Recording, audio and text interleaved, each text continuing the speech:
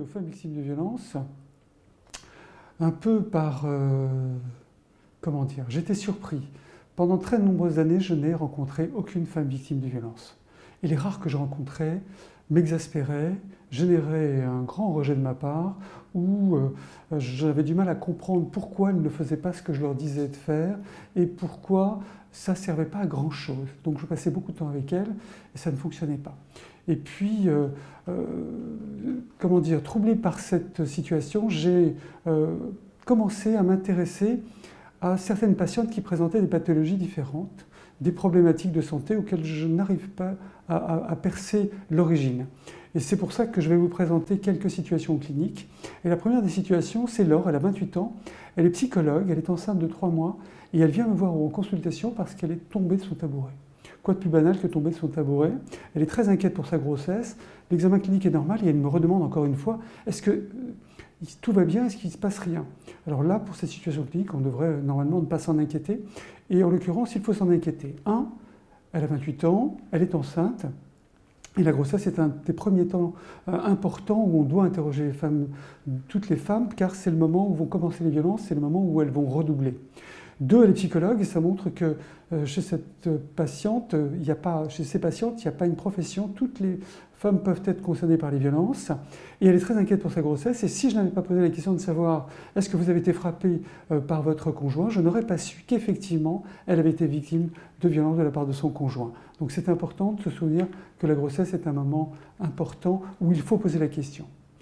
2, Nathalie, 33 ans, c'est une patiente que quand je la vois dans ma salle d'attente, c'est une patiente avec laquelle je me suis énormément accroché parce qu'elle ne veut pas se laisser examiner, elle vient pour des médicaments, elle veut systématiquement telle prescription et pas telle autre.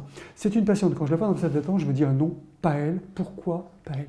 Et ça c'est important, cette patiente, parce qu'elle vient pour des douleurs pelviennes, des troubles de constipation opiniâtre, ne veut pas se laisser examiner et aucun débat n'est possible. Et elle est très agressive avec moi. Et ça m'interroge parce que pendant de nombreuses années, elle revient me voir et tous les examens n'ont rien montré. Et là, en l'occurrence, je lui dis, mais pourquoi vous êtes agressif avec moi?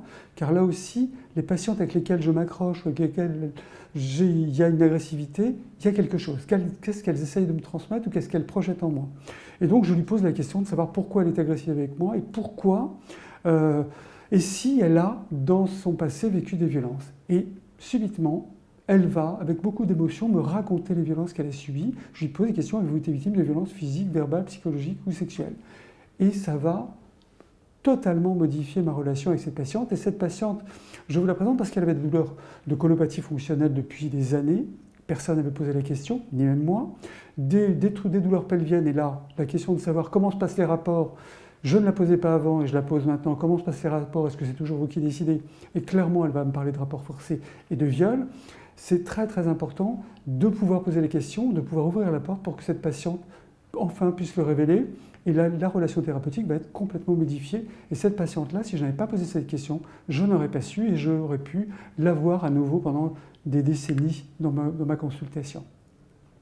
Une autre patiente, Valérie F., elle a 37 ans, elle vient nous voir parce qu'elle ne dort plus le soir, elle est en larmes de façon permanente et elle s'est épuisée depuis 3 mois.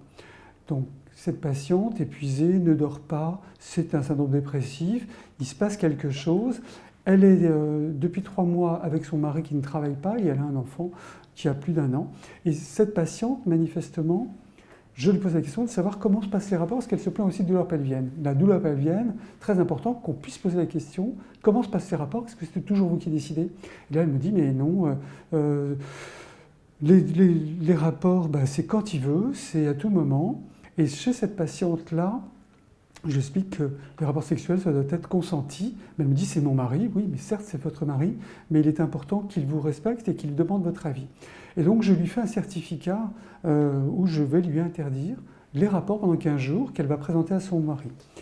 Et je lui dis, mais Madame Untel ne peut pas avoir de rapport pendant 15 jours, vous présenterez votre mari. Et elle revient me voir 15 jours après.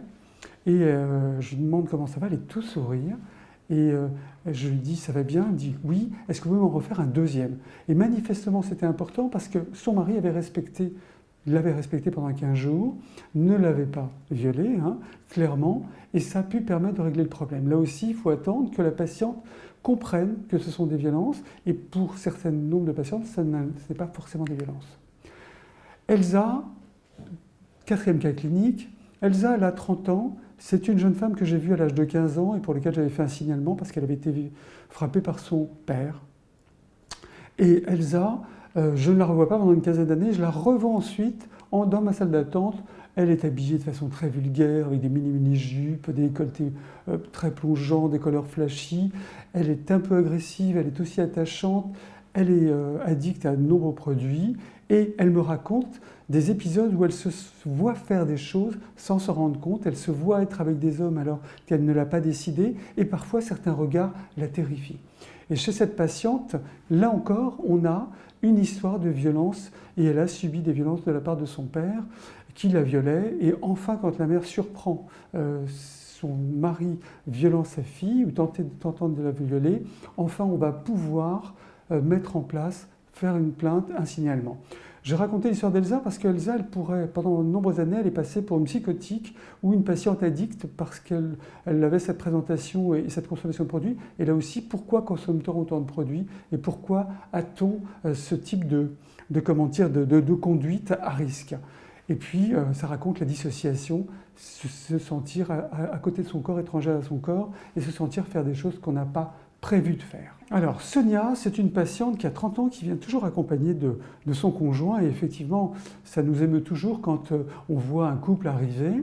Le problème, c'est qu'elle ne parle pas, Sonia a la tête baissée, elle est quasiment mutique, et c'est son mari qui répond pour elle, et il est très inquiet parce qu'elle est un petit peu dépressive, et il aimerait qu'un traitement soit mis en place. Apparemment, ça ne devrait pas nous interroger, c'est même assez intéressant de voir un couple arriver, et un mari aussi prévenant envers sa femme. Donc on pourrait effectivement penser que ce mari est bienveillant, et pas du tout, ce mari est un mari violent, qui manifestement a des attitudes très violentes verbalement et psychologiquement, qui modifie ses traitements, qui rajoute des gouttes et qui traite sa femme de folle.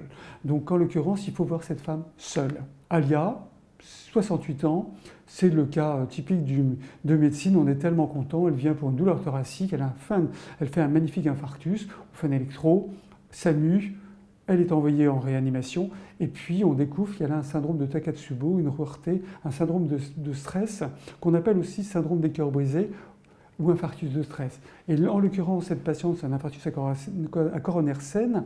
Cette patiente est revue après, et je vais l'interroger.